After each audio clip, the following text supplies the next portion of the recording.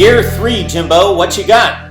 MarkRogersTV, the voice of college football, reviewing and predicting game-by-game records for the revised SEC schedules. Of course, the SEC typically plays 8 conference games, 4 non-conference games for a 12-game schedule, 10 games this time around because of the COVID pandemic, and the response to it, actually, is the reason.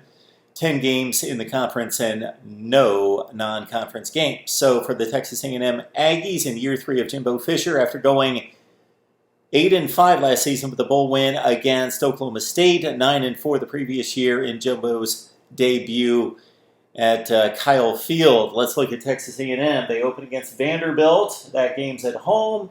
It's almost a certainty that the Aggies win that game. I've got them at a 90%. It probably should be higher than that. The Football Power Index at 96%. I made my selections without looking at the Power Index for obvious influence reasons. All right, Alabama. All right. Texas A&M has lost this game every year since the Johnny Manziel upset in Tuscaloosa in 2012. I did consider Texas A&M in an upset bid in Tuscaloosa again at 28% probability rate, 14% according to the index. Alabama is an enormous favorite according to the Football Power Index in the SEC to win the championship and win all the games. Even good teams in the SEC have very low probability rates against the Tide, 14%. And this is a team that's ranked top 15 in the country. But I'm going with the Tide to win the game at home against Texas A&M, but I did consider it. And again, also consider in watching my other videos as well, is that just because I give a particular team a plus 50% probability rate of winning the game doesn't necessarily mean that I'm picking them to win the game.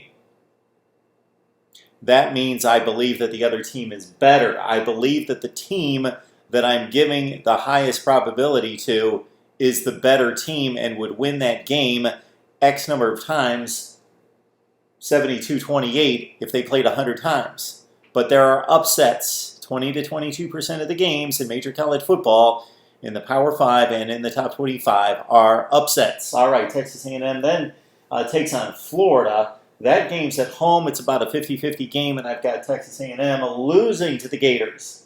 Then they go on a bit of a run against Mississippi State, Arkansas, and South Carolina. The soft underbelly middle of the schedule for the Aggies and taking on again the Bulldogs, the Razorbacks, and the Gamecocks. I've got them with winning percentages of 78, 93, and 74%, pretty much in line with the Football Power Index, although they give them a greater upset possibility at South Carolina at just 66% certainty of winning that game.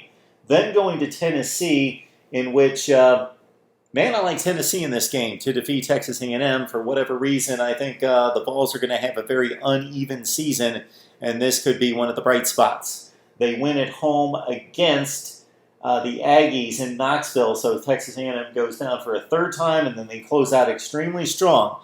2 very difficult games, of course, against LSU and Auburn after knocking off Ole Miss. And the Football Power Index and I right in line with the Ole Miss probability rate, but against LSU at home and against Auburn on the road, the Football Power Index very much in favor of the Tigers and the Tigers against the Aggies. And I, of course, give a slight edge to Texas A&M in this matchup against LSU, a team they lost to by 43 points last year.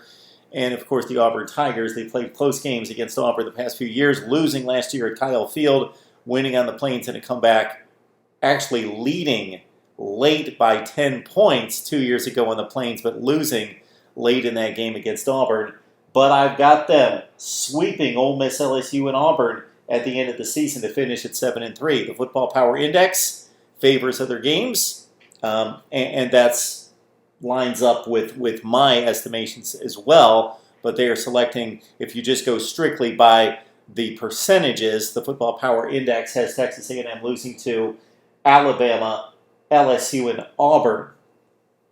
It's 7-3 versus 7-3. We need to get your record projection on Jimbo Fisher and Texas A&M down in the comments section below. And, of course, subscribe to Mark Rogers TV. I shouldn't have to sell this. Best discussion, debate, and analysis in college football. Also, we go live all the time, but you never know when we're going live because schedules change all the time, and you just have to be ready. So you subscribe, hit the bell for the notifications, and then you're ready when we go live with our call-in shows and our exclusive team live streams.